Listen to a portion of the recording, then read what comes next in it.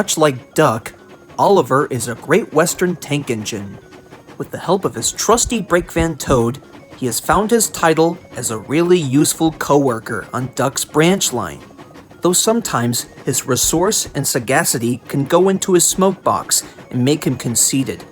At one point, he was tangled in a confrontation with some troublesome trucks, causing the Great Western engine to plummet bunker first into the turntable well.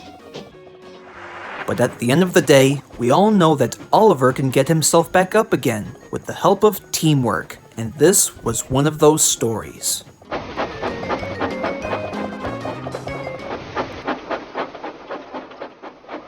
One day, Oliver had just arrived at a nearby station to pick up some passengers when he noticed that some ladies were visibly upset. Pardon me, ladies, but what seems to be the problem? It turns out that our old dance studio has closed down and is set for demolition in 3 days. The state officer said it's too old and dusty for us to practice for the recital.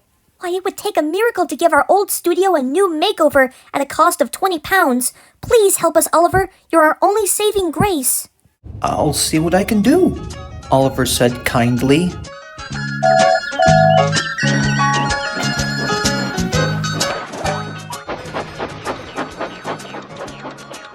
Gee, Mr. Oliver, I sure hope that things weren't quite as bad as the ladies made it out to be. I know what you mean, Toad, but times change as we progress. Hello? What's this here?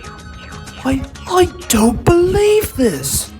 As Oliver and Toad passed by an old-fashioned dance studio, they noticed a large notice that was put in place, reading in bold letters, "Danger, set to be demolished in 3 days."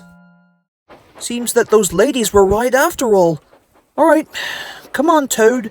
Let's get these passengers back to Knapford, and then we'll have to meet up with the other engines back at the sheds.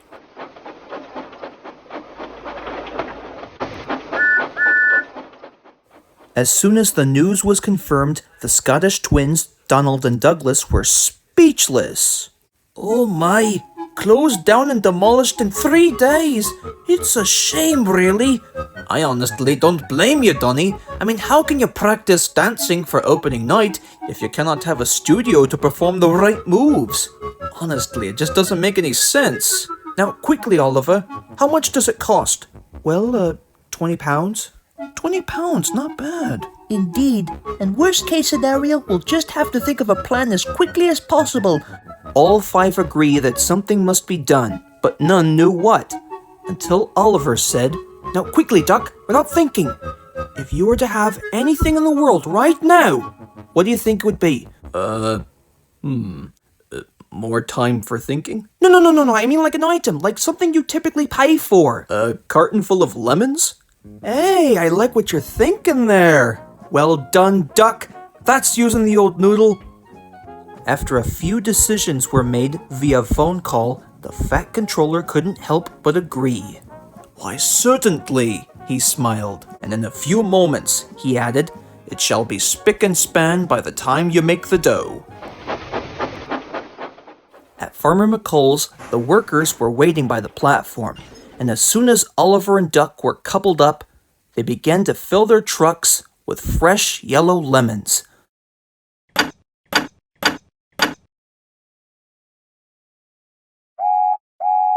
The deliveries were ready to go. Come along, you lot," Oliver said to the trucks. And the trucks answered, "Trickety-trock, all right. That is better, that's better," said Oliver.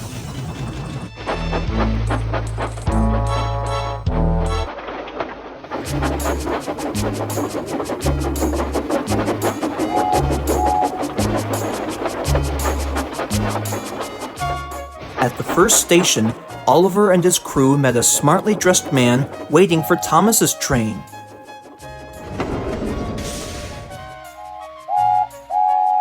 "Good afternoon, sir," smiled Oliver. "Could we interest you in a crate full of lemons?" "Ah, so we got ourselves a fruit salesman on wheels, huh?" "Well, not exactly, but you get the idea." "Well, I'm completely sold." "Well, seeing as how I can take these little numbers home with me, how does $10 sound?" "Well, it seems like this campaign is just getting started. Oliver thought to himself. Soon enough, things were sailing rather smoothly for the two engines. As soon as more deliveries were made, they're each rewarded with a single bill.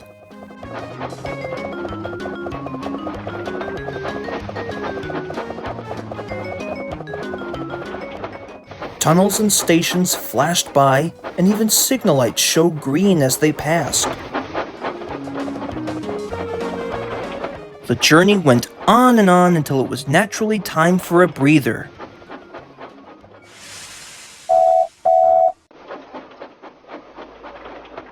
Later that day, Duck and Oliver's crew were sitting on a table enjoying their meals while the two engines were parked in some empty sidings, calculating how much would be added up to, adjusted for inflation in 1974.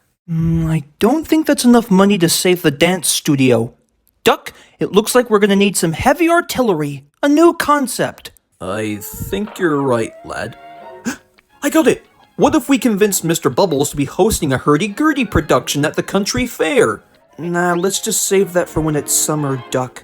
There must be something to the selling gimmick that neither of us are getting at. I mean, what was the reason that we purchased a train full of lemons? Other markets on Sodor have distributed huge successors. I mean, look at that! Oh, what's this? Mr. Jolly's Chocolate Factory presents the new and improved Jolly Chocolate Bar, with or without almonds. Indeed, and yet they've made lower prices a day.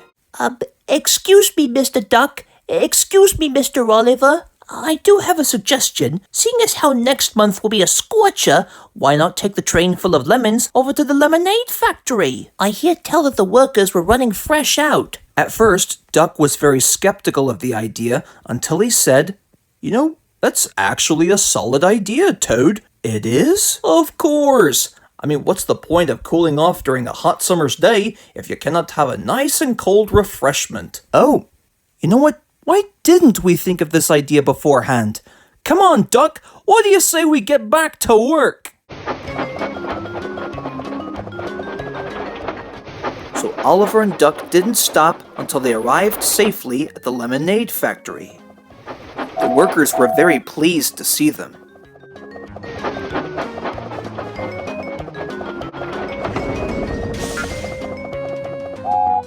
And one by one, they began to unload the crates full of lemons from the trucks, and a few moments later, they had changed into lemonade beverages like magic. The workers reloaded them back onto the trucks, and Oliver and Duck's journey began once more.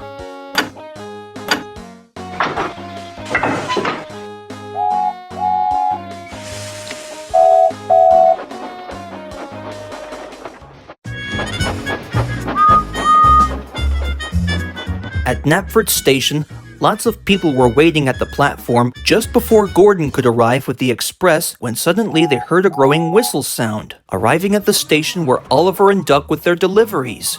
Their drivers scrambled out of the cab immediately and proudly presented the refreshments. "That's right," they would say. "Come and get your ice-cold lemonade, only $5. No need to pout, everybody gets one." The passengers all swarmed around like happy bees as they held up their $5 bills, and it wasn't long before Gordon arrived with the express. He was surprised to see his passengers with hands full of ice-cold beverages as they climbed aboard.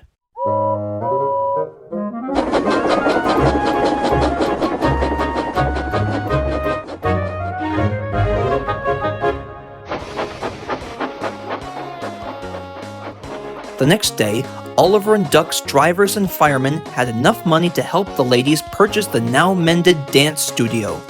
It was as good as new. The state officer was most surprised.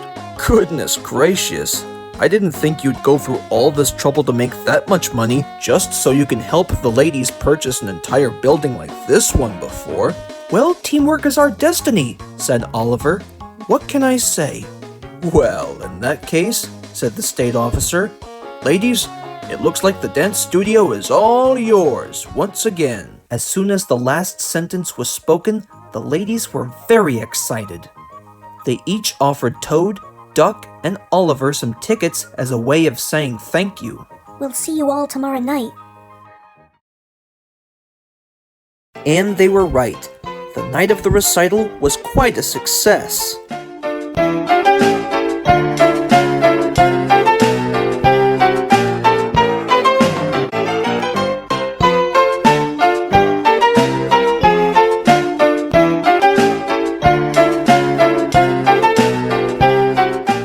Well, what do you know?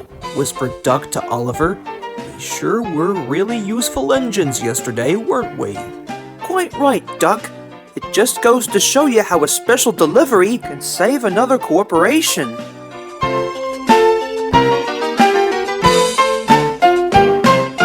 At last, the performance came to a close, resulting in a delightful chorus of cheers and whistles. To the point where even Donald and Douglas were impressed. Good job, lad. And even Oliver had to smile.